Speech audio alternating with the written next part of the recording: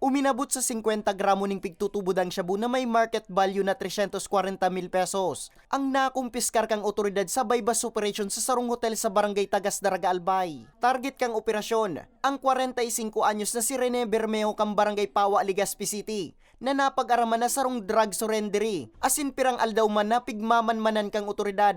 Pasado alas 5 ning hapong kang Biyernes, Marso 17 kang ikasarang operasyon. Nakumpiskar sa posisyon kan sospek ang siyam na transparent plastic sachet. Laug ang pigtutubudan na shabu. 8,000 pesos na ginamit bilang bypass money. Asin iba pang drug paraphernalia. Dito siya nagbebenta sa isang hotel dito sa Lidaraga. Hindi ko napapangalanan yung hotel. Doon namin siya, month-long namin siyang kini-case build up, binabantayan. Yung kanyang mga galaw, kaya kaya nasakote siya.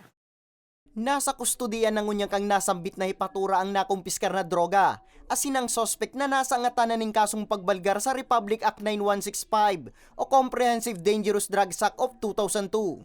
Ipundo na nindaang sa indang maraot na gibo kasi sooner or later, madadako po sindakan sa tuyang mga kapulisan digdi sa Daraga. Ang epekto kang droga, especially sa mga kabataan, mararaot po ang sa indang futuro.